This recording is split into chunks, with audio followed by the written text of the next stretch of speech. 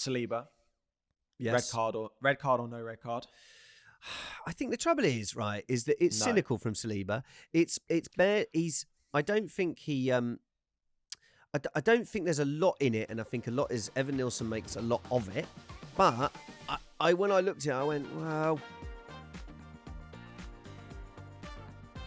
Hello and welcome to the Know the Score podcast. Today it's going to be a little bit different because we are not in the studio.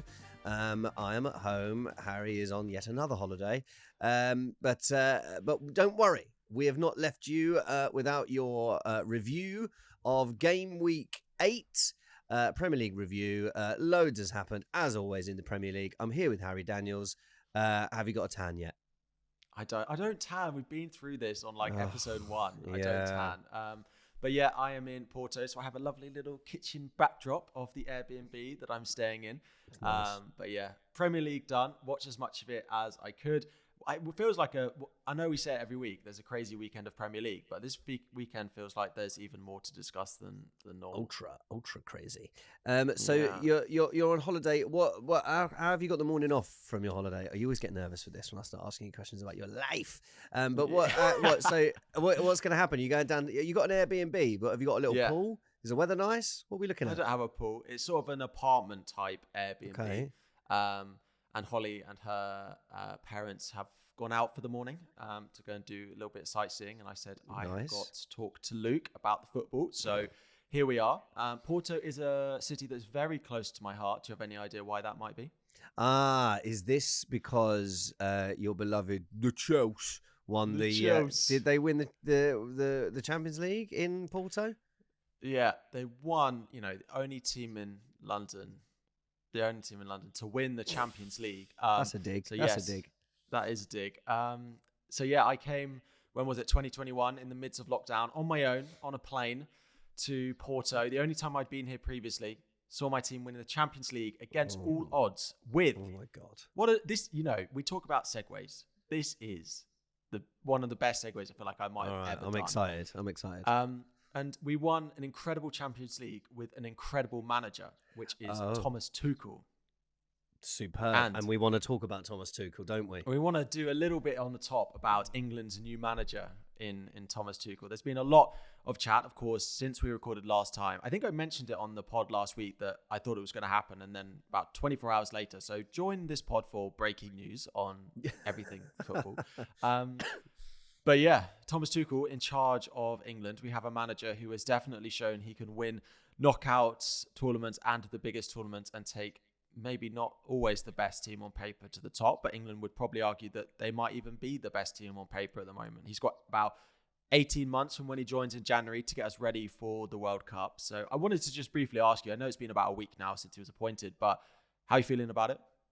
I mean, I'm not bothered about him not being English, to be honest with you, because the rules don't state he has to be English.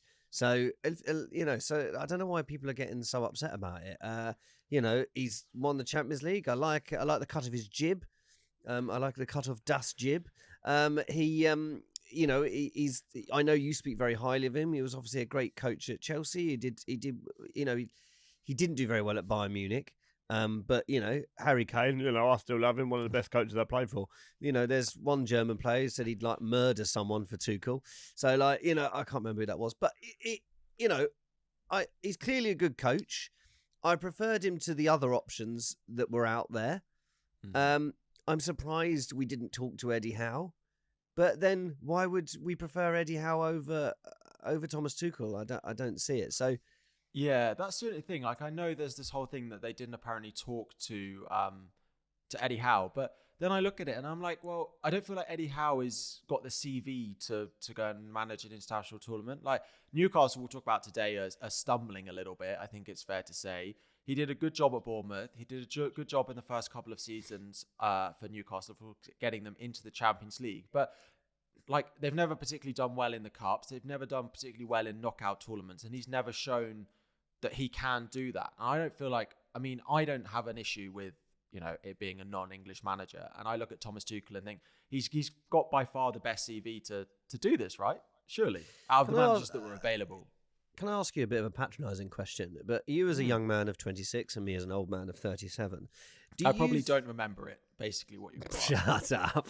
Do you think that you care as a generation that's 10 years younger than me care less about England than I do? I don't. Yeah. Well, probably. I probably care slightly less, but when it comes to a tournament, I feel like I care just as much. But I care less on a day-to-day basis about the national team. But when it comes to a tournament, I love it. I love it. I was going to say, a lot of my generation probably love it because of the atmosphere it brings and the feel-good factor. Yeah.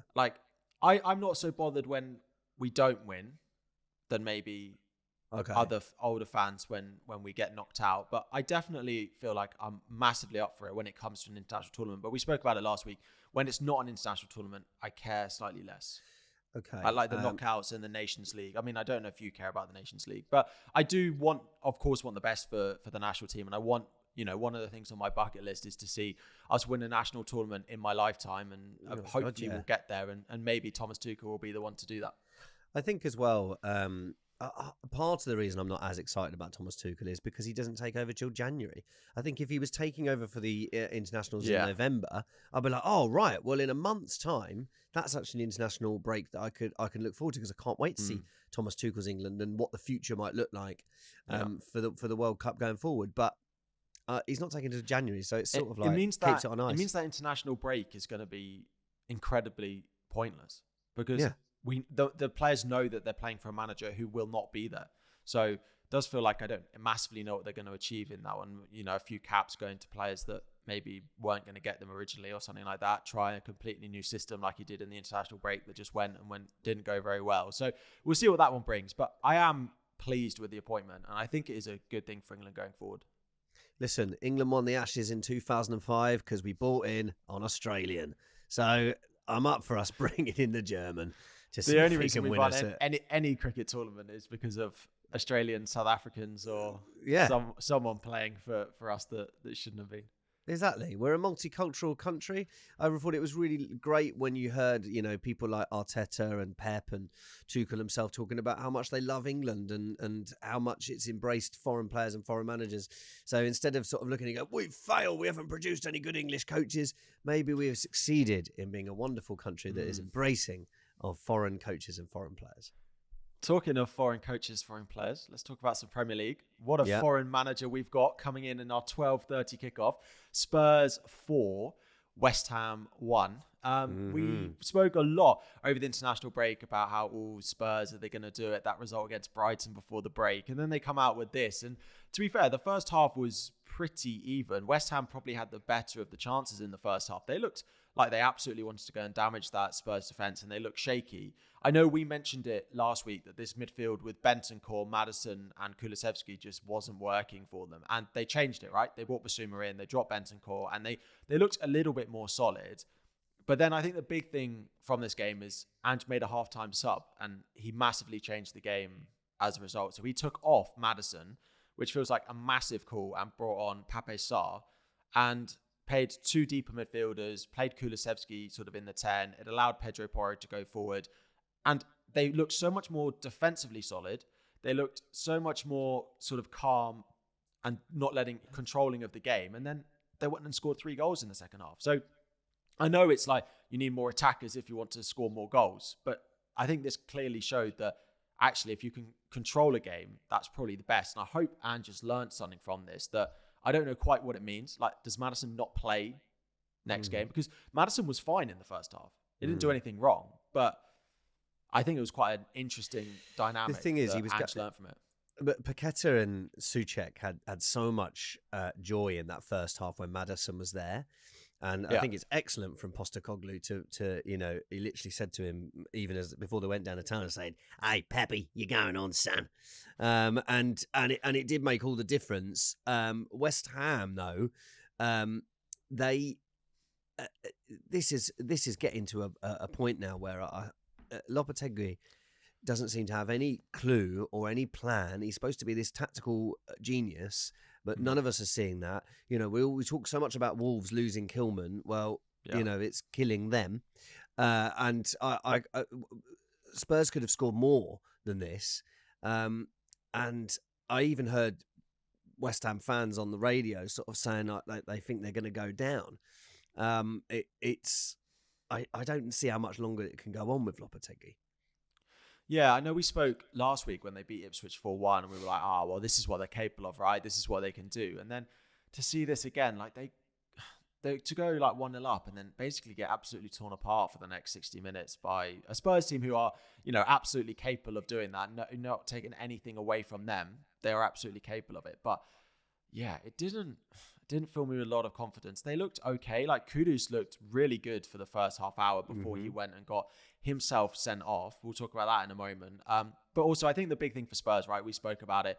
Son in for Werner is one of the biggest upgrades or downgrades when Werner comes in, and Son looked absolutely on it. Like he looked like he'd been playing, looked like he was ready to be back on the pitch. He hit the post just on the inside of the post. Of course, scored his goal, created one of the own goals as well. So he looked great coming back, and that Spurs team are a scary outfit when they perform well, and they can do this to teams. But yeah, West Ham just defensively, they looked okay going forward.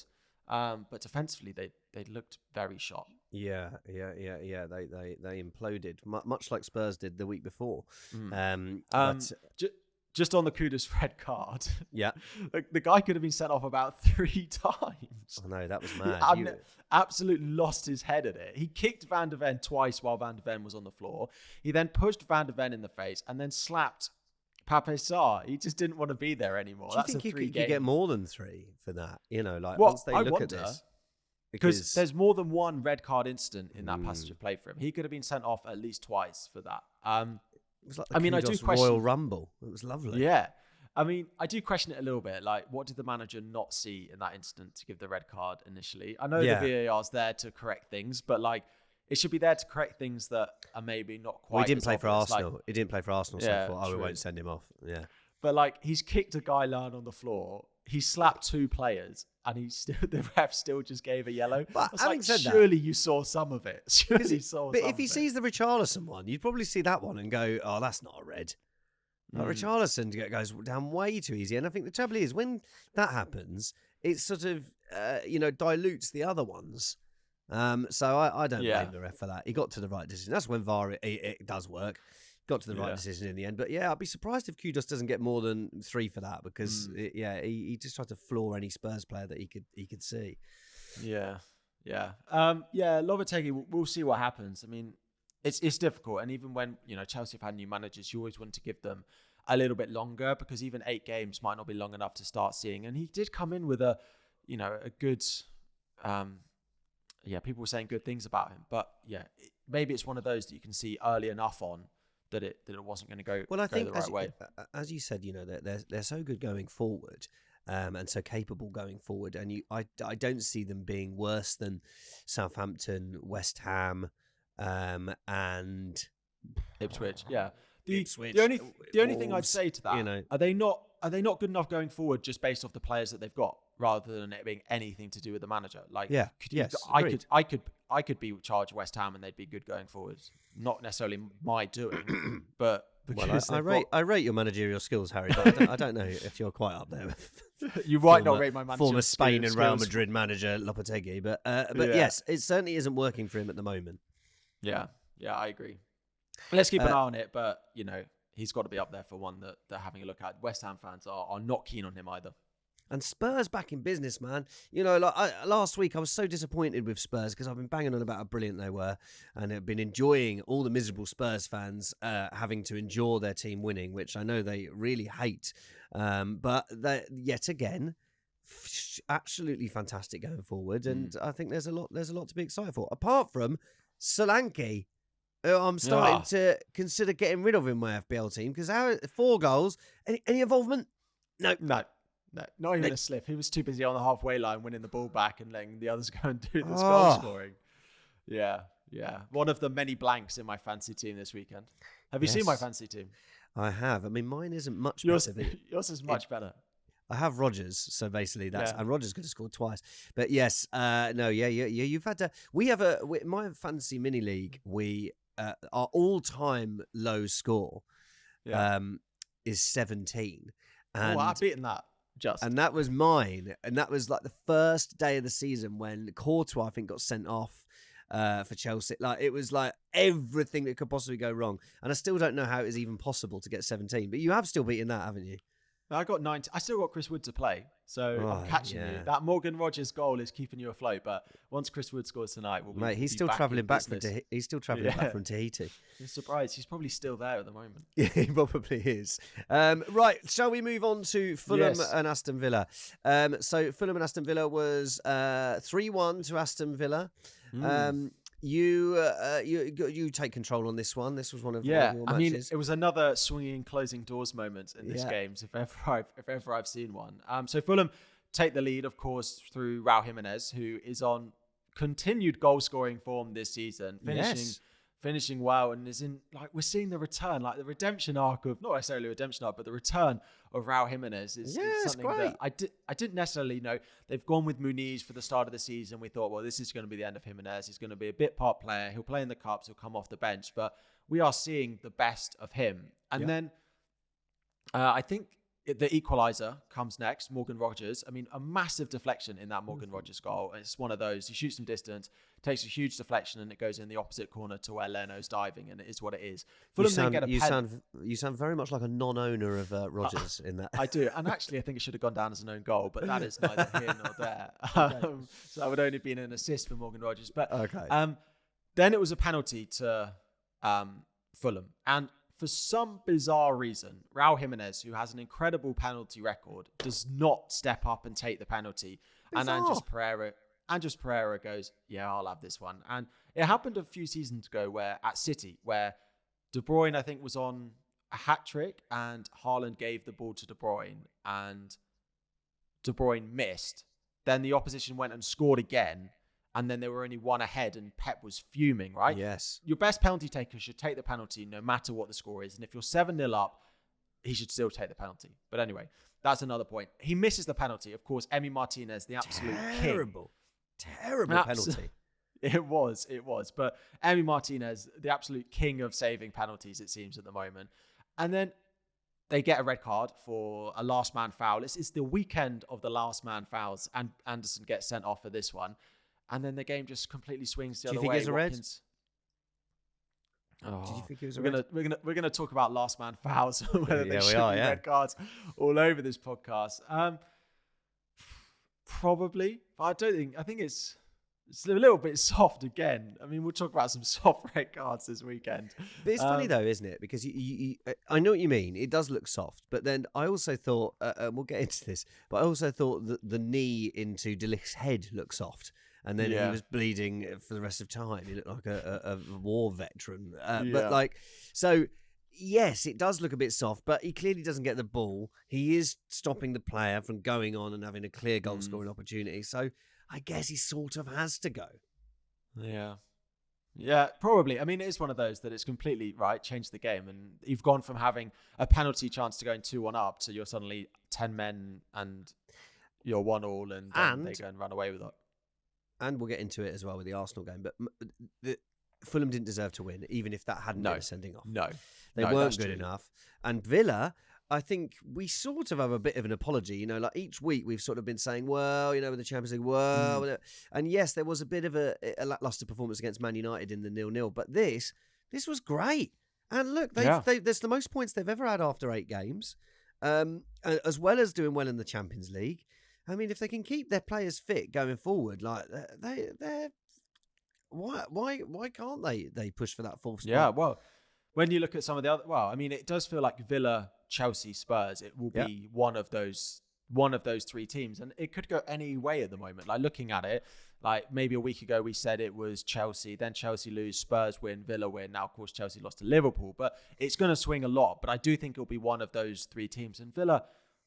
I know the thing is they've just come back off the international break, right? And we're going to speak about Aston Villa's fatigue from the Champions League as time goes on. And we saw it the week before the international break against United, and they were tired in that game. Now, this week, they've had the international break, so they should be refreshed. So it'll be interesting to see if they can keep up performances like this in 2 to 3 weeks' time once they've played away in the Champions League, for example. But there's no reason they're not capable of it. Watkins continues to score. John Duran's goals have finally dried up, which for anyone who looks at a little bit of data is absolutely loving that he can't keep scoring off the bench every week. Morgan Rogers absolutely flying. Emi Martinez saving penalties. It feels like, let's sum up Aston Villa at the moment in one performance. But excitingly, going forward, Villa, Bournemouth at home next, then Spurs away, Liverpool away, Palace at home, Chelsea away. So it's going to be an exciting, and instead of looking at tough fixtures ahead, it's exciting, man. This is going to be a good top 4 race. I mean, I'm not even confident Arsenal are solidly at the moment in the top 3. Well. But I do think that this is it's going to be exciting, and what is nice is you want teams that can challenge Liverpool and City and Arsenal, and having teams like Villa and Spurs and Chelsea, and that makes it exciting. It means that doesn't mean they're just going to beat every other team. No, I agree. And as you say, those couple of games that they've got coming up, that is a test for them that they've only really had so far this season against you lot, and they didn't win it. So they should have won that, though. Well, they should have had more from it. I don't necessarily think they should have won it, but I think Ollie Watkins is scoring those any other day of the week. Raya had an unbelievable game. I know what happened, but at the same time, I think Villa have been an outstanding outfit so far. Yeah. Shall we move on to Ipswich versus Everton? Yes, this is yours to introduce, and for anyone on video will realise it's quite dark in my room, so I'm going to go and turn the lights on a little bit more, and I'll let you introduce the Ipswich Everton. So this was 2-0 to Everton, and a game that I thought might have been Ipswich's first win of the season. And they started quite brightly. There was a terrible miss from Clark, who sort of looks like a Temu version of Jack Grealish. But the thing is with Everton is it's Sean Dyche playing in the Sean Dyche way. You saw Muric always passed out from the back. Pickford always smashed it upfield, and Ipswich just couldn't deal with it. And when Dominic Calvert-Lewin can start finishing his dinner, I'm not sure when is this guy going to start finishing his dinner? But I feel like there's been a couple of periods of when he's been super fit and it's going his way. How many times we've said this before? We just need a player to go going off his backside and all the rest of it, and then it can start going in his favour. But Dominic Calvert-Lewin missed a bunch of chances, and they still won 2-0. NGI, we talked about him last week, has been one of the signings of the season. Superb finish. Awful from Ipswich defensively. I sort of, could this be one of your slippery door moments? I don't think it is. I think Everton looked the professional Premier League team, and Ipswich just looked a bit naive. Yeah, I think Michael Keane has more Premier League goals this season than Dominic Calvert-Lewin. Now that is a stat for you, and I may have just fully made it up, but I think that is the case. Scored again this time. What a goal! I know. God, honestly, he's absolutely flying this season. And McNeil, another assist. He's loving the Branthwaite. I mean, we've spoken at length about Branthwaite needing to be back, and they seem to be filling in sometimes with Keane as a result. And Branthwaite should be back soon. Mikalenko, of course, getting back in. And this is. I mean, it was really Everton to a T. Yeah, they got. There were a couple of chances for Ipswich that they maybe could have finished, but generally, this was Everton putting up a solid defensive performance, doing what they have done in the Premier League for a year and so also under Dyche, and what they did previously as well. And it's absolutely what we expect from them, and it's absolutely what we expect to be able to keep them in the league. I think Ndiaye is the one that I know we spoke about Keane and McNeil, but Ndiaye, maybe we haven't mentioned enough on this pod, has been such a good signing. It is just another, if this game previously had been played and they had whoever it was, like Jack Harrison out on that wing, this would have been, okay, maybe Keane had scored. But if Calvert-Lewin missed his chances, they didn't really have that other goal outlet, which they do now have.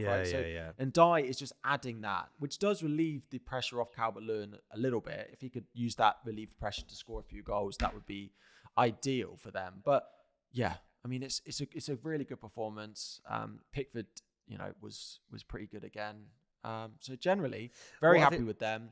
What I like though is the Everton fans on phone-ins and stuff are always like, if you ever please Michael Keane, that's no wonder we can't win. We got Michael Keane in the back. But I love he's come in and scored an unbelievable goal to definitely ensure the victory. There was a penalty that was overturned for Ipswich. Did you see this? Did you think it was a penalty? This was on Clark, who had a bit of a bad day, really.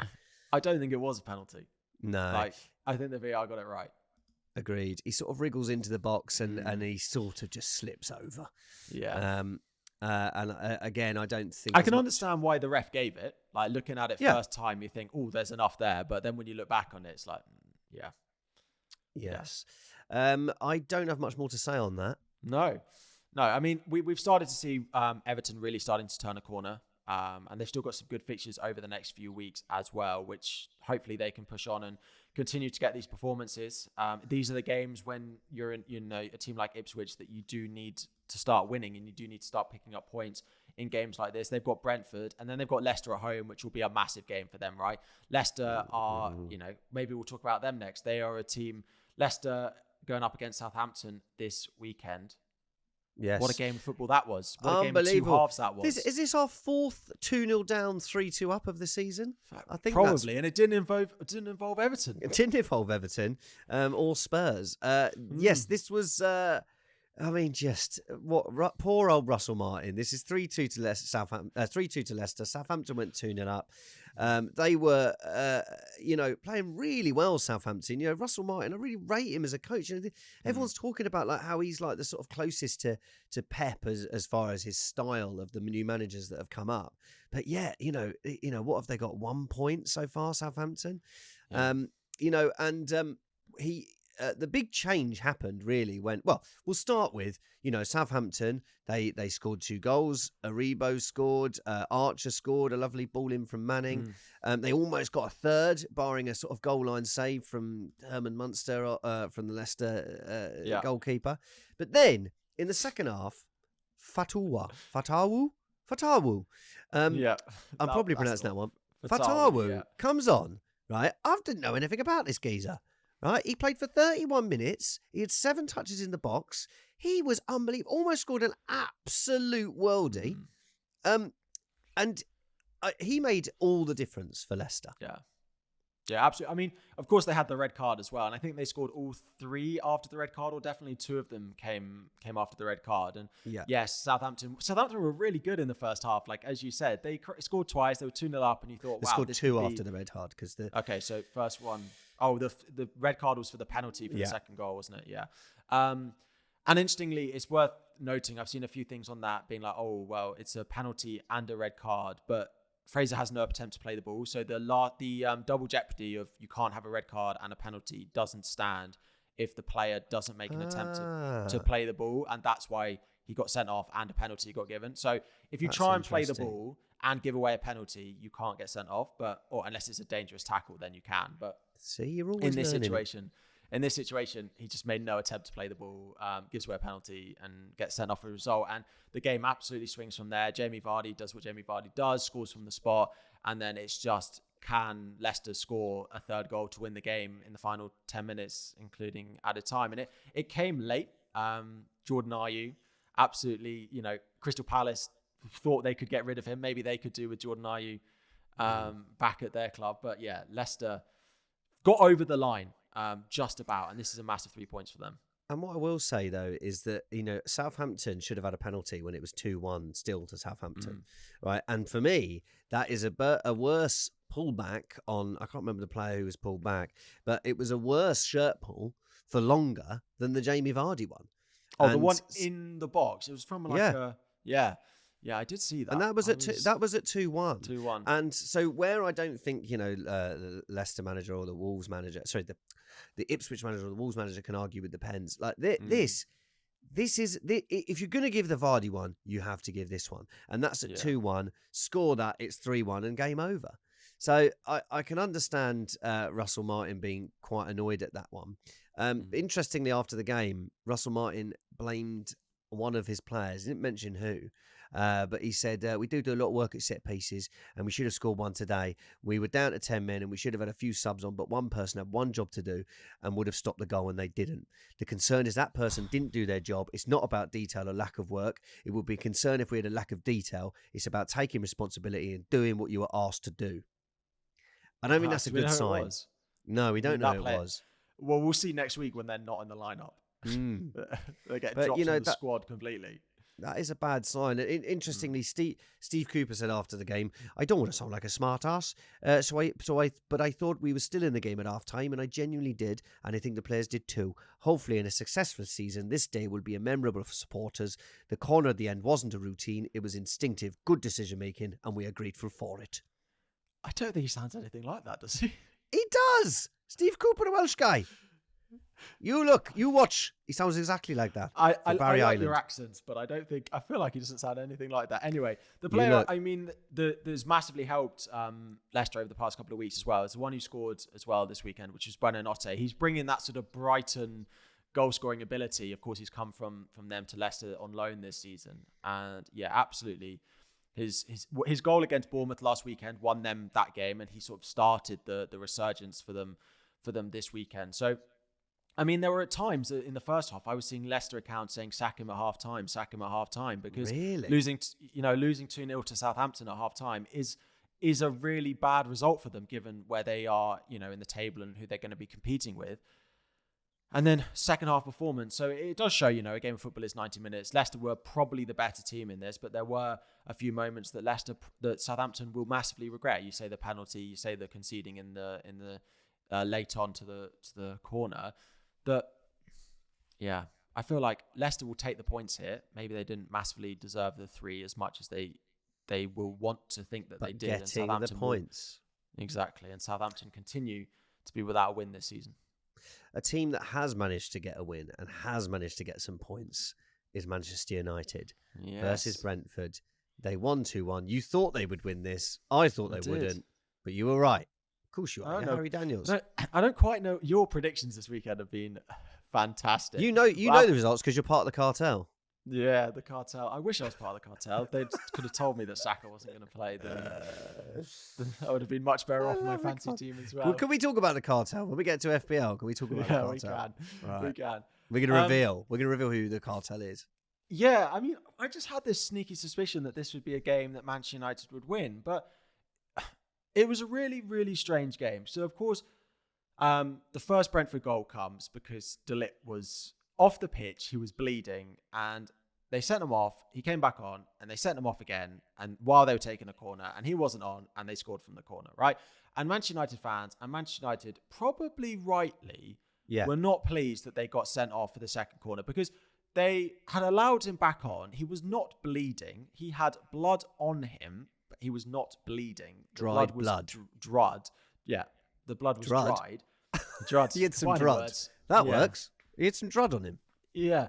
So obviously it's, especially when you do it at a corner, is a massive decision to make. Yeah. Your best aerial defensive defender is then not on the pitch. And of course, Brentford are fantastic from these sorts of situations and they go and head in and then it's half time. And it feels weird that Manchester United fans don't feel massively positive about this result. There's no one shouting and screaming that they won at the weekend.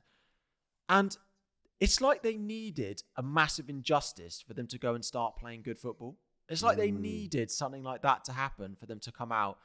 If Brentford had just scored in the first half and it had been a normal, goal, I'm not sure Man United would have won this game. It needed an injustice like that for them to come out in the second half. And they did play really well. The Garnacho goal is, have you seen it? It's so good. The cross and the from goal. the cross from Rashford, the first time finish from Garnacho is fantastic. That is why Garnacho needs to be in the team every single week. Then the Bruno Fernandes flick for Højlund, for him to go and finish as well.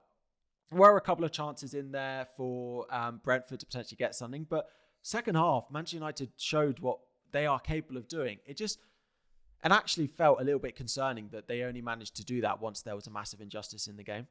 Mm-hmm. I think, I don't know if I quite agree with Man United fans aren't shouting about it. I heard on the radio Chris Sutton saying, this is the best Man United performance of the season from their second half. I know what you mean. It's like they needed this injustice. And actually, the first half went exactly how I predicted the whole game to go, which was Man United not be good enough, and Brentford, especially with Whistler on the bench, would win the game. But in the second half, those, when it happened so early on, 5 minutes in, maybe it was even 2 minutes into the second half, the momentum, Old Trafford, they'll get, the fans inside the stadium, they're not the same as the fans that you're seeing online. They get behind them and they've got the quality. So I was shocked really, because I sort of came away from it, and with Ten Hag speaking afterwards, and him and Ruud van Nistelrooy seemed very united on the bench when there was lots of talk about them having arguments. Like, I don't know, you'd sort of look at that and go, well, that looks pretty bright for Man United. Yeah. My takeaway is it looks bright for Man United, but why does it look bright for Man United only when something negative happened to them? Maybe that's what they need, right? Maybe they need something to spur them on. But if you're going to win every week, you can't wait for something bad to happen to you before you start playing well. Yeah. But it was good. It was good to see Rashford have a good game. Yes. Also, gone actually, as you say, even with FPL in mind, he's just their best winger. Like, he needs to be in that team sheet every week, and I don't know why he hasn't been. And Is he falling out? Højlund back is a boost. Højlund back is a massive boost. And I look at Højlund's finishing, and that's to bring it back to Arsenal. I worry we don't have that kind of finisher in the club. And you look at Højlund, like, when he's fit, there's a wonderful finish, and he's got that instinct. Yeah, I think there's loads and loads of positives to take away from Man United. But as you say, they've got to do it next week. There's just one more player I wanted to shout out, not from a very footballing perspective, is Asral Mazraoui. Did you see what happened? Well, I heard he was out for months.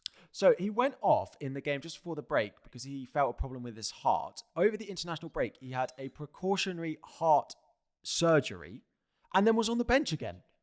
I mean, shout out to him, because that is an incredible turnaround. He wasn't, needed to start. And he actually was cleared to start the game, and they decided probably not to push him more than he needed to. But that is an incredible quick turnaround. And I hope that everything is all right with him. And it obviously is for him to be back in the squad. But I just saw that and I was like, oh my gosh, doctors these days.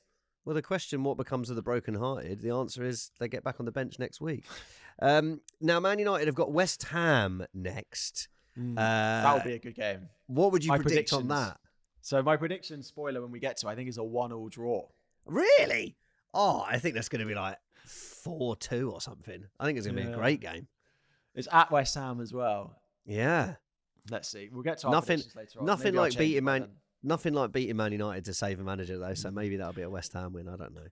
Talking about managers that might need saving at some point, let's go to Newcastle. Maybe that's a bit of an extreme reaction to this game. But another Newcastle result which just slips away from them a little bit. Newcastle 0, Brighton 1. Brighton up to 5th in the table now, going very, very quietly about their business, but have been pretty good so far this season. First thing I want to ask you about, there's a penalty incident about 5 minutes into the game where Veltman falls. And it's, like those where you fall and you put your hand down and then the ball hits it. And Newcastle players go crazy. And it's not given, rightly not given. But did you see it? It was one of those, he falls over whilst jostling with Gordon, puts his arm on the ground. Gordon kicks the ball and his arm's in the way because it's planted on the ground. I think there's so many of these. There was another one in another game that I can't remember that was given. But it's if the hand is so close to where the ball's coming from, like, how are you supposed to get your hand out? Well, way? exactly. Like, you can't not have arms. Like, there's so many of them walking around with their hands behind their back, like they're in some sort of like. And he's falling over, right? So if you don't use your arms when you're falling over, you're just gonna It's just insane. So I don't know. Like, I think it was. I'm sort of at the point now where it's like you can't just give penalties because it hits a player's hand. No, I agree. What happened to ball to hand, man? What happened to ball to hand? This was then, a big story of Newcastle missed chances. Alexander Isak went through 1-on-1. Dan Burn had a good header from a corner. They created almost 2 XG in this game and failed to score from it. I think Joe Linton had one towards the end of the game. Verbruggen did have a really good game. It wasn't completely just they fluffed their lines and missed chances. Verbruggen, Netherlands national keeper, starting to really turn up for Brighton. And one of the reasons they're better this season than maybe they were previously is their defensive performances. And Verbruggen is becoming a massive part of that. The other part of why they're doing so well is a certain Danny Welbeck who That guy continues to Welbs. score goals. 1-0. So he got stretchered off with a potential back injury, but he's been pictured that he is absolutely fine, and he was on the plane home, looking a little bit jaded, but looking like they cleared him basically with the tweet. But yeah, I thought it was quite interesting what Brighton did here. So they changed their system. Mitoma's been practically their player of the season so far, or one of their best players over the past couple of years, was actually on the bench, partly because of a late return from international duty. And they went with two up front with Danny Welbeck and then Evan Ferguson as well. But yeah, Danny Welbeck, I think he's joined 4th highest goal scorer in the Premier League so far this season. They're starting to look like a really good outfit, and this result will make it look even more the case. But Newcastle just absolutely need to start finishing their chances. And with Isak back in the team, like we spoke about it, they need to be better once they get their strikers back. And this was it, right? And they didn't get what they needed to. I think with the Welbeck thing, I think when you saw how Pedro was injured, I really worried for Brighton. And when when Arsenal dropped points to Brighton, I was like, "Oh, Brighton are a good side. Brighton are a good side. They're gonna." And then they went on a couple of games where they lost 2 games in a row, and then now to beat Spurs the way they did, that second half performance, this performance away at Newcastle. I would be feeling very, very positive if I was a Brighton fan. And the Welbeck thing, like if he can stay fit, he's well capable of 10, 15 goals. Well capable. How do you feel if you were a Newcastle fan now? Because that is one win in 5, no wins in their last 4. I think the thing is that Wilson has never been able to stay fit for an entire season. Yes, okay, Isak's not known for his injuries, but I think Newcastle, if in January they don't go and sign a striker, I don't think Eddie Howe will still be in a job at the end of the season. I mean, they did sign a striker in Osula, and obviously Eddie Howe doesn't like him anymore because he just can't even get a look in. Now, he's not necessarily the caliber of striker who's going to get Newcastle finishing top 4, but I don't understand the point that they signed him if he's not even going to get a look in, he's not even going to get on the pitch. So, yeah, I don't know. I'm starting to waver a little bit on Newcastle and their performances. No wins in their last 4. They play us as well this next weekend, and it feels like a great fixture for us to potentially go and bounce back in as well. Then they've got Arsenal. So Chelsea, Arsenal in the next 2. That's not, you don't plan on seeing much more improvements from Newcastle, but one of the best performances we've spoken about from them this season was against Manchester City. So maybe they do need these games to maybe relieve a little bit of pressure where they're not maybe expected to win, and they can see a bit of improvement. But the same as Wolves. Wolves' 2 best games is against Arsenal and City. I know they lost both of them, but you can't. It's great that teams can turn on those performances for the best sides in Europe, but as Everton are proving, if you can win those games around you, that's how you stay in the division. Those are the most important ones. Obviously, Newcastle are going to go down, but I just, Newcastle have got to, their early season form where they were winning games they didn't deserve to, and now that is the trend is now they've started losing those games that they deserve to lose. But I mean, they're creating at almost 2xG. Surely things are going to turn around. I don't know. We shall see. Yeah, Isak and Gordon are naturally good finishers, and I'm sure at some point that will change. But it needs to change, right? Before they start doing anything, because this performance highlights that if you're not going to finish your chances, a team like Brighton will punish you. Yep. That is all the 3:00 games. Before we move to one of the big talking points, which basically every game from here on out has some big talking points. Yeah. We have our little topical weekly episode. Yes, but we need to plug the podcast. And like it.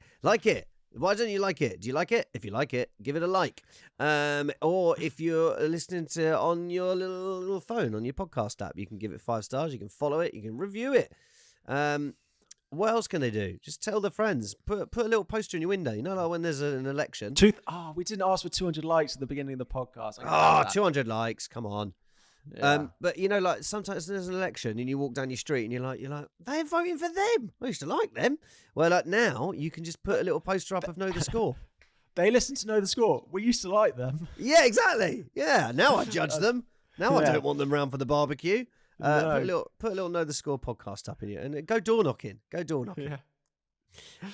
But yes, I've created a little quiz for you, Harry. God, Luke did some prep. I've not tried. Shut up. I've not tried it out, right?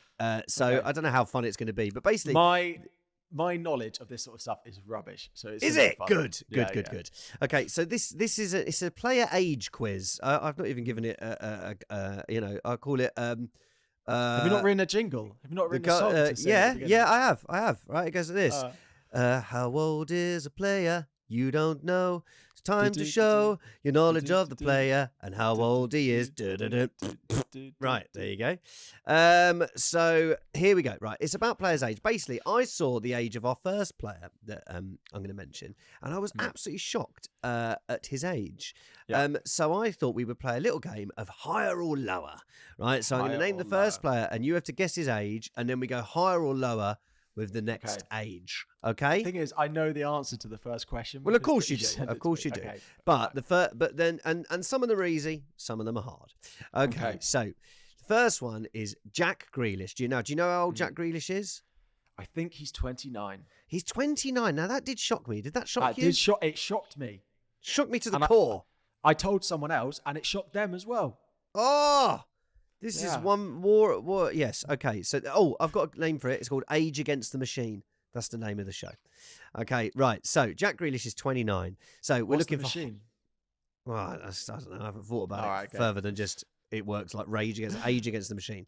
Okay. So, the first player, Jack Grealish. So, we're looking for higher or lower for our next player. Higher or lower? Is he Is he older or lower?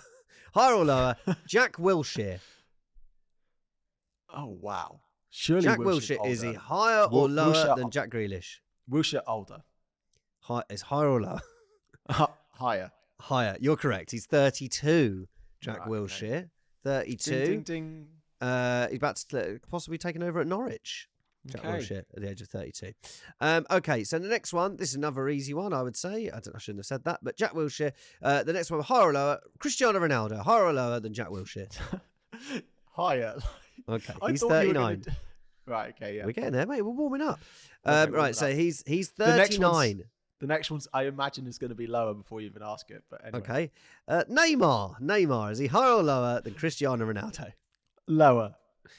He is. He's 32. He's 32, okay. Neymar. Same age as Jack Wilshere. Well, same age as Jack Wilshere. The next one, Danny Welbeck. Is he higher or lower than Neymar? Ooh. Now that higher is or lower. Oh, now we're cooking. Now we're cooking. Told you. Higher or lower? Okay, so I'm gonna go higher. He's just higher at 33. Danny Welbeck, 33, just a year older than Neymar. I hope you're playing along at home. If I get these all right, can I have some more fantasy points? Yeah. You can have one more.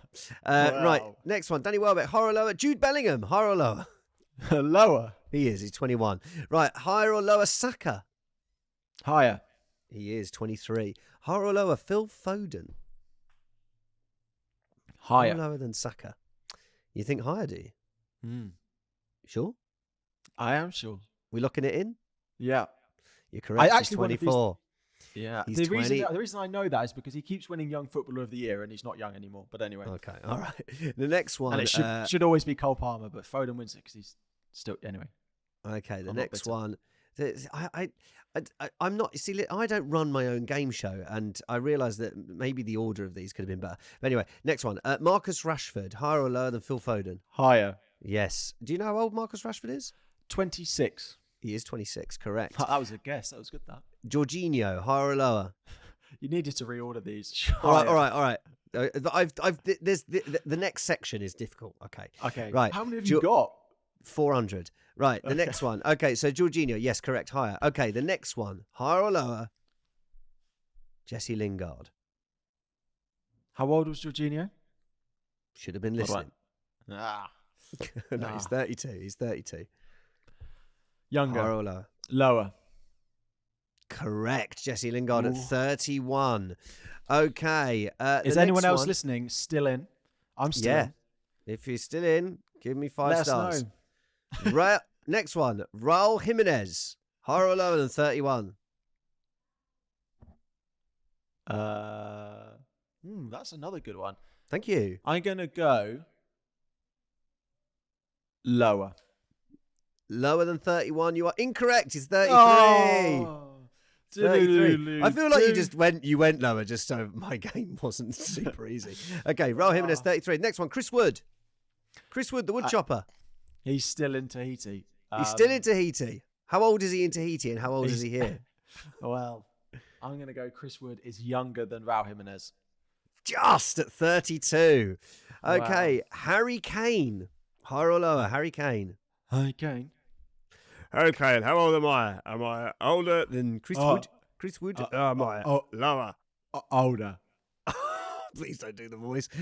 He is younger. He's 31. Oh, falling apart. It's all falling apart. Next one, David Beckham. Is he higher or lower? He is. He's 49. Oh, wow. 50 Becks. Am I going to have retired players in this list now? Yep. The next one, Wayne Rooney. There's 5 to go. 6, 7 to go. Wayne Rooney, is he older or younger than David Beckham? Lower. He's lower, yes, 38. Next one, Ashley Young. Is he higher or lower? Wayne Rooney is younger than Cristiano Ronaldo.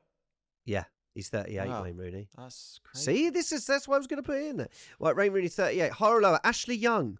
Fantastic performance for Everton this weekend. Lower. Was that lower? Lower. It sounded like lower.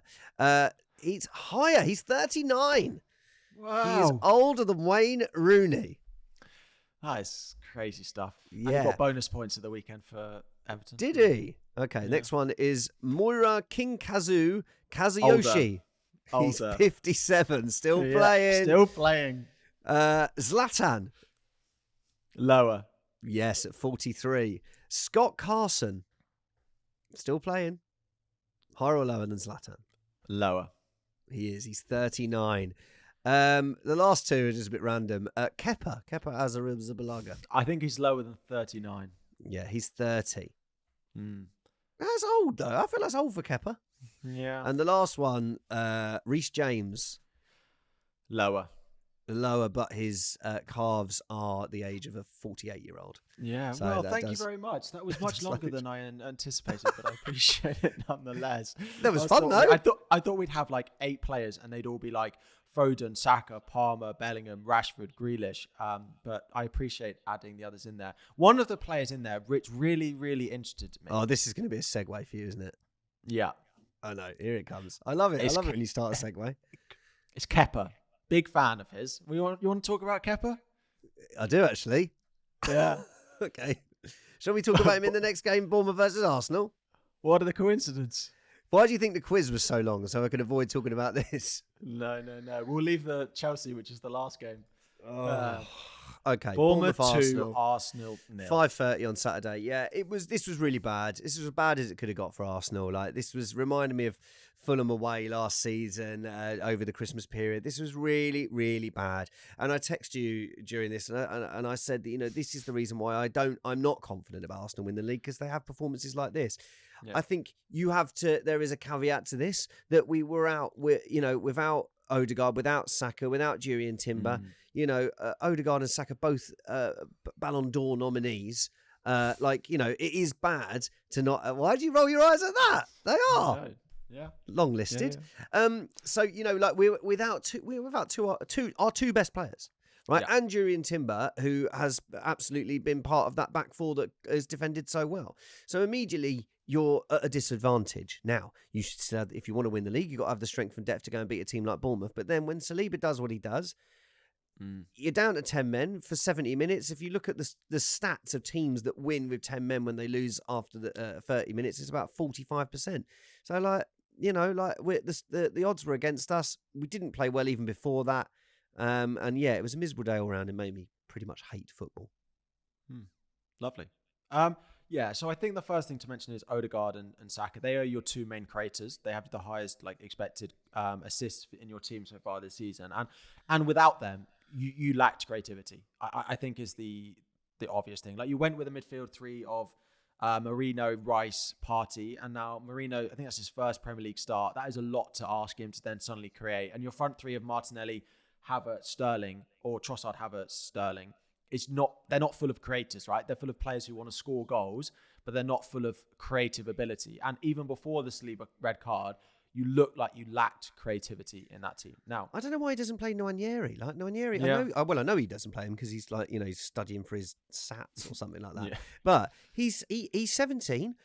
We've seen loads of players come through at a young age, and look, now is the time. We're probably only without Odegaard for maybe 1 or 2 more games.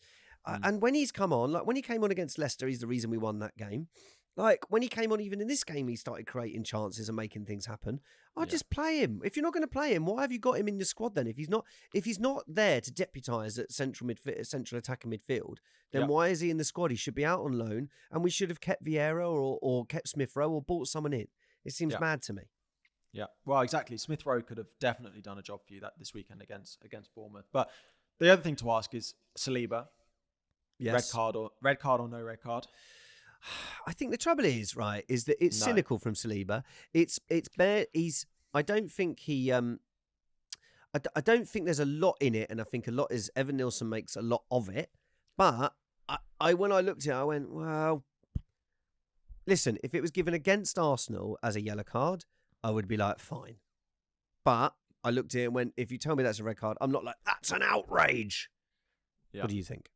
I think it's a red card. I think there's a few of the red card or a few of the decisions we'll talk about in the next 3 games. Yeah. I think they're all quite clear. I think that's a red card. Like, unfortunately, it's one of those where it's not a bad tackle. It's not a dangerous tackle. Evan Nilsson is running in behind. I don't think there's anyone anywhere near enough covering the ball. Raya is backpedaling. If Raya was coming out, then maybe you think differently. But Raya is backpedaling.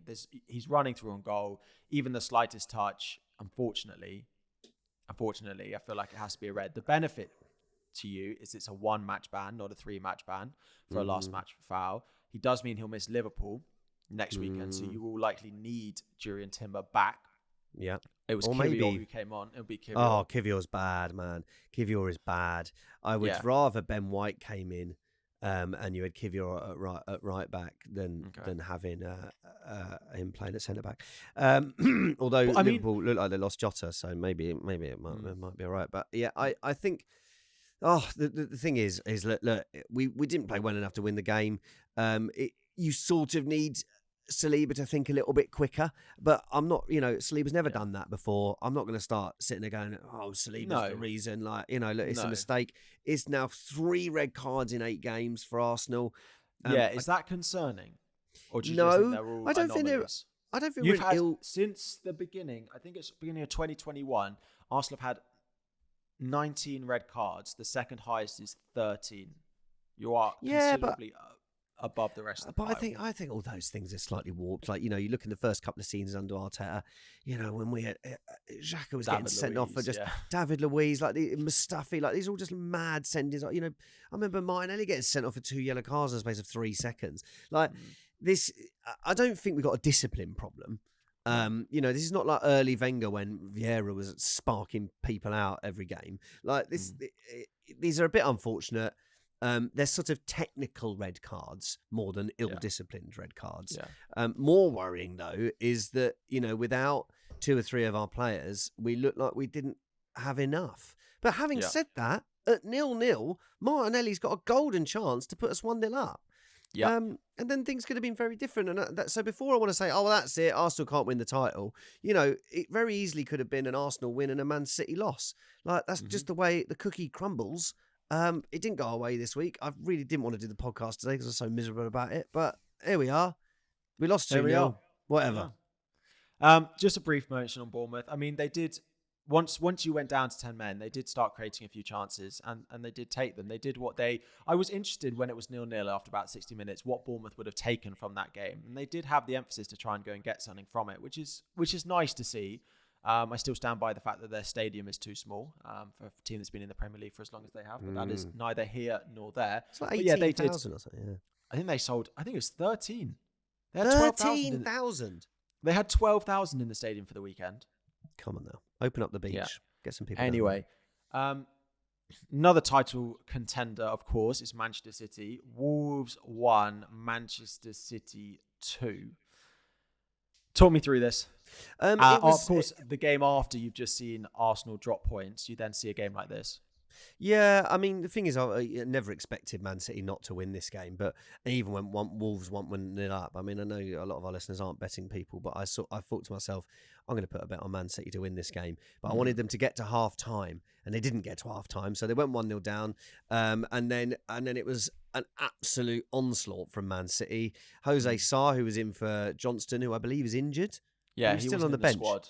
I was No, not he in the wasn't squad. No. So, Jose Sarr had a fantastic game. And at Man City, absolute onslaught. Gvardiol with an incredible goal.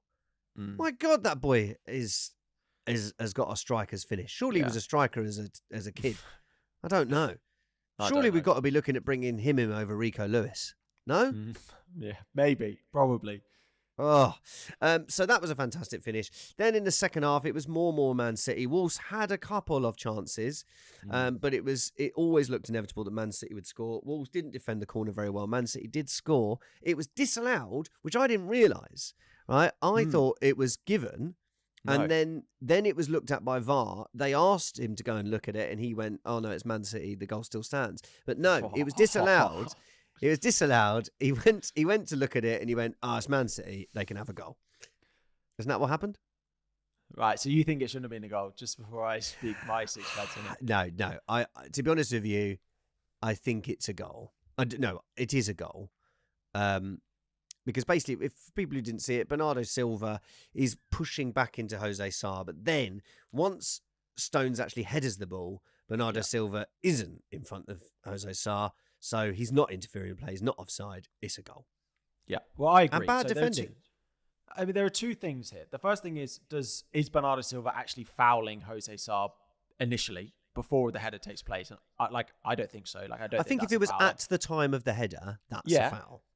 But stuff like that happens at corners all of the time, right? Yeah. You would never have a goal from a corner if you started ruling stuff out like that. Agreed. The other thing is, he's offside.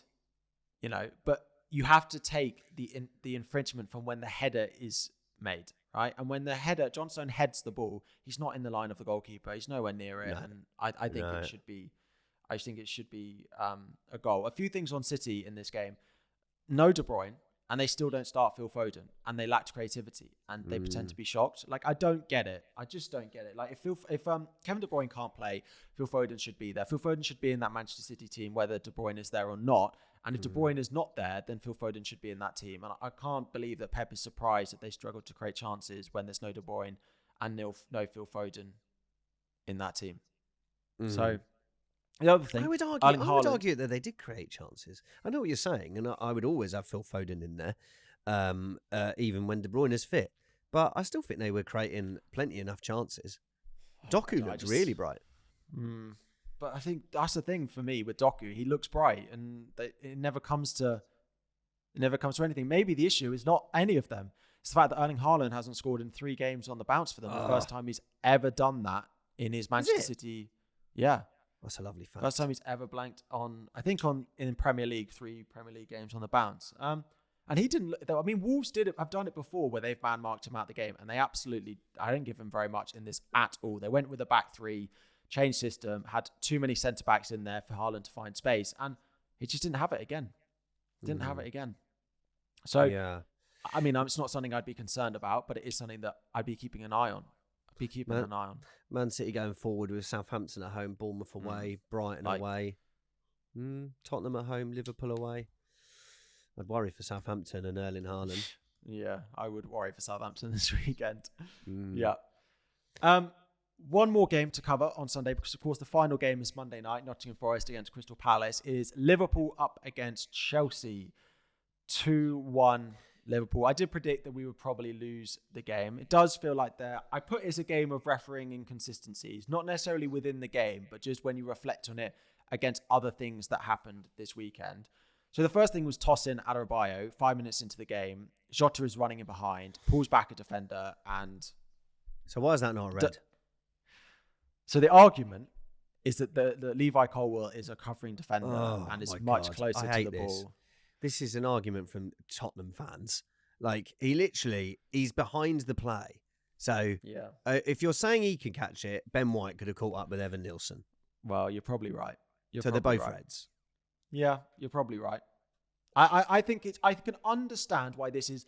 If you had a scale of red cards, this is less because the Colwill is closer, but they are probably still both red cards. Or they're both yellows. The thing is, he gave Sleeper a Well, yellow. yeah. That's what's annoying about it. He gave Sleeper a yellow and went to VAR and changed his mind. Yeah. Then we had a penalty shout where it was the initial one was given for Curtis Jones, where they then scored, and that is a pen. Like Levi Colwill just goes absolutely straight through him. Like he doesn't get the ball. Unfortunately, it's a really stupid tackle. He gets it.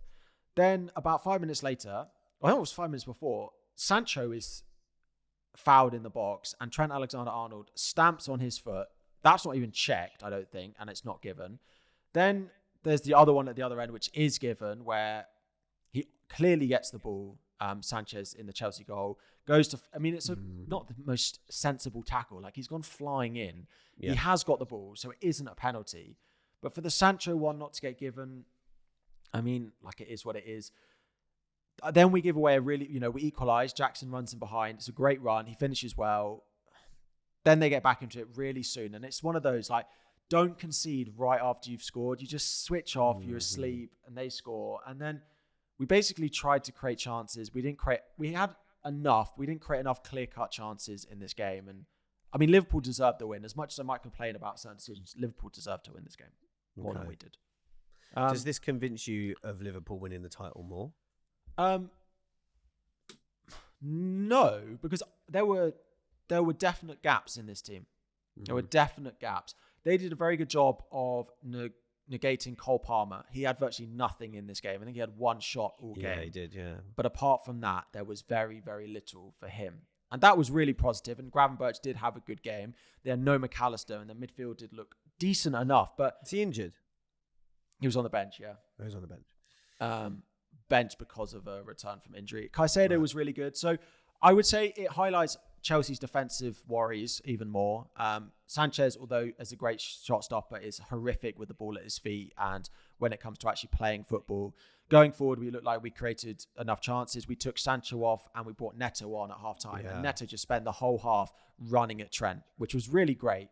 But I think it showed me Liverpool can beat teams and they will create chances. But it showed me that when they go up against a good side, that they are not unbeatable, which I think we obviously knew, but yeah. I'd be buzzing if I was a Liverpool fan right now. Maybe that's just because I've had such a miserable weekend as an Arsenal fan, but it's like if I was Liverpool right now, I'd be looking at a Man City team, like they're going to drop points soon. And if Liverpool can keep as secure as they're capable of, they're really, really going to push this title race. Yeah. It feels like a real 3-horse race after this weekend. Well, next week, Liverpool come to Arsenal. And if Timber's fit, if Saka's fit, it's going to be a tasty one. It is, absolutely. It should be it's the last game. It's Super Sunday, isn't it? Yeah, 4:30 on Sunday. Should be looking forward to that. Those are all the games. Of course, we've got one this evening. We've got Nottingham Forest hosting Crystal Palace. Crystal Palace without a win and Forest looking quite good. So on paper, it looks like one of those where Forest will probably win, but you never know when Crystal Palace will eventually turn up and when Nottingham Forest maybe won't. Of course, they'll be without Morgan Gibbs-White.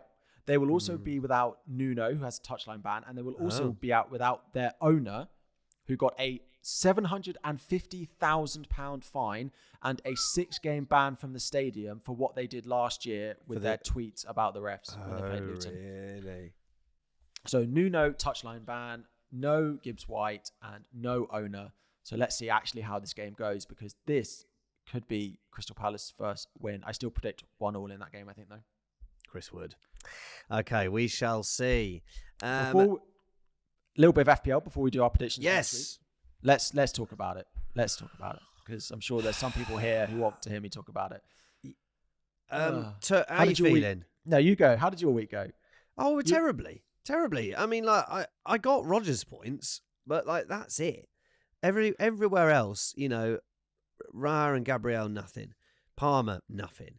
Haaland, so you're on nothing. You're on 25. 25. Semenyo had a banging chance against Arsenal, which he skied over the bar. I bet you wanted that to go in, didn't you? A part of me did, yeah.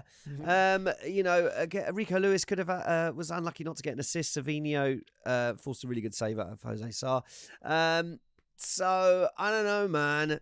Like I'm looking at who. I always think with this situation is like sometimes I got no points, and then you look at like who got the points, right? Yeah. So it's Son, it's Salah, right? Yes, I could have gone Saka to Son, but I thought Saka would play because I'm not in the cartel, and neither are you. We didn't know that Saka wasn't going to play. So it's sort of like, well, where else did you want? You know, it's so hard to have Salah in the team if you want Haaland in the team. So I'm not too disappointed. How about you? So let me read through my team.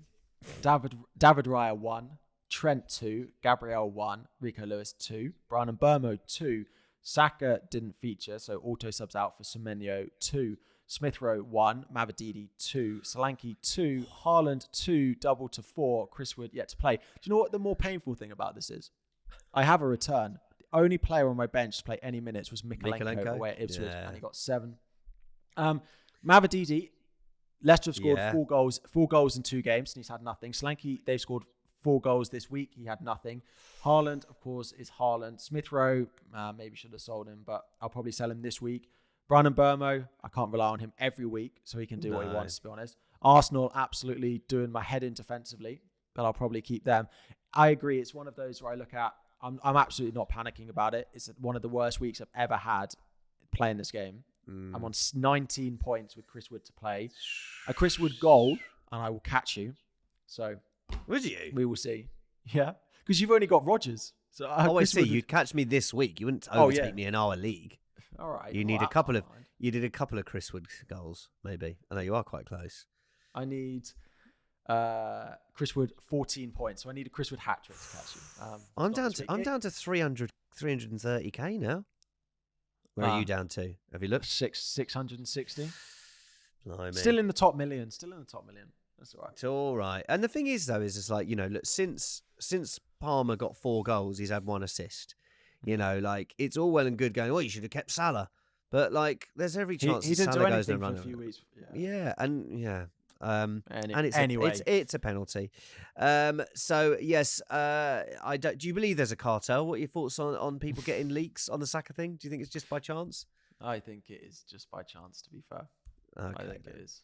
Yeah, I think the thing is, right, I enjoy the banter, but I'm not in any We would have got leaks. And this is the thing. Like, if Saka was out and there was leaks to be had, they come out because what's the point of people not giving them out? So I don't understand. Like, people getting so wound up by it. It's like, why would anyone keep? You gain more traction if you've got the leaks. So yeah, no, I agree. No. Anyway, could have done with it being public. I probably would have sold Saka, but it is what it is. I'll probably end up keeping him now. That's the thing. Now that I've kept him, I'll probably keep him. Well, we get to see on with European fixtures if he is fit. He has. Arteta has literally just spoken. I saw the notification on my phone. He said that both him and Odegaard are progressing well. They've got training this afternoon. Odegaard is less likely. Is less likely, but Saka is looking better. Yeah, we got Shakhtar next. I was hoping there'd be some rotation for Arsenal on Tuesday. Let's do our predictions, our Super Brew football predictions. So again, if you want to join, every single week we do predictions for Super Brew. The app is called Super Brew. Let me say it one more time. It is a purple app, not the orange one. The purple one with a football on is the better version to use. Every week we do predictions for all 10 games. You just predict. If you are top that week, you'll be entered into a draw at the end of the season to win a football shirt of your choice. We'll give a shout out to the people who are top every single week for the week just gone. Of course, there is one game to go. I'm having a stormer as well. Again, are you? I'm in 6th. I got 11 points. The guy in first is. I bet I'm bottom. The guy in first is Codzilla with 14 points. Then Pez Predict with 13. Gibby with 12.5. Australian H with 12.5. Dory with 11.5. And then there's a few of us on 11. If I scroll all the way down. Oh, no. Where are you? Oh, you must have got. Yeah, you're on 4 points. You are right down there. And it doesn't matter if you miss a week, of course, because it's just weekly. So if you miss a week, you can get entered in the following week. But anyway, let's have a look at some predictions for next weekend. First off, Friday night, as they are Monday night, is Leicester, Nottingham Forest. I'm going with an away win, 1-0, Nottingham Forest, under the lights on Friday night. See, I sometimes just want to go against you. But I do think that this will be 2-1 to Leicester. Interesting. A home win. Yeah, I'm It's liking. it's a good thing Holly and her parents are out. They won't like you very much. I know. Well, I'm not going to try and pronounce his name again, but the guy that Fatua. played Fatua, who came for the last half an hour. I predict this is going to be a big game for him. So 2-1 to Leicester. Aston Villa Bournemouth. I think this will be a 2-1 to Aston Villa. I've gone with the same 2-1 home win. Brentford Ipswich. I've gone for a comfortable 3-1 home win for Brentford. Yeah, I think I'm going to go 3-0 for this one with Wissa back in action. Yeah, true. Where there's a will, whistle away. Okay, Brighton Hove Albion versus Wolves. I think for this one, I'm going to go for a 3-1 to Brighton Hove Albion. What was the other one you were thinking of? Were you going 3-0? Yeah. I think Wolves will score. I'm going 2-1 Brighton here. Manchester City, man. Wolves have got this. Wolves are a good side. You're never going to predict them to win, are you? Maybe one day. Maybe one day. One day. They'll just have to prove me wrong. One day. Manchester City, Southampton, 3-0 home win. It's not going to be a good weekend for the Saints. 5-0. And Erling Haaland to score. 5-0 Manchester City. What a bold prediction that is. A City win and Haaland to score. Yeah, exactly. I know. Check out the odds on that. I did actually, by the way, I did put a bet on Man City to win with 4 minutes to go. Wow. And I put £10 on the 150. Wow. Okay. You know, you're making money passively. So Everton versus Fulham. I think this will be a nice little. I'm going to go 2-2 for this one. Little Desmond. I've gone 1-1, but a draw as well. Chelsea, Newcastle. I think Chelsea will win. I've gone 2-1 home win. I do wonder if there'll be more goals than that in this game, though. Yeah, I'm going to go 3-1 Chelsea. Crystal Palace, Tottenham. Yes, I think this will be a 3-1 victory for Tottenham. I've gone the same. West Ham, Manchester United. This is where we're going to disagree this. Oh, yeah. I've already said what I think. 4-2. 4-2 to Man United. I'm going to go Desmond. I'll go 2-2. I put 1-1 on the thing. I'm going to go 2-2. And then Arsenal, Liverpool. Super Sunday. I hate watching my team play. I might go for 2-1. 2-1 Arsenal. 2-2. Desmond really? Again. Points shared. Like Manchester City, love and life. Points shared. That's what we're going to do. Of course, there will be the game tonight as well. So we'll let you know who gets on with the winner of the prediction for this week just finishing and next week's pod. But that is all for today. I'll be back in the studio next week. We'll be back together. As we will be. We will enjoy the rest of your holiday. If you have enjoyed this video or this podcast, do subscribe. We're going for 200 likes. That'd be lovely. Give it a little follow. Give it a little review. Tell us your thoughts. Write in the comments. We always reply to the comments. Things you liked, things you didn't like.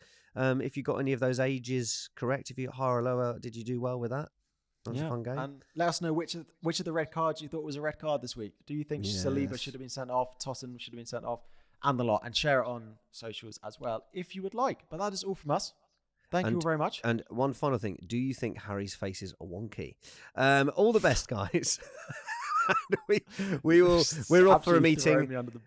We're off for a meeting with the rest of the cartel. Have a lovely weekend, and we will have a lovely week, and we will see you next weekend. Bye bye.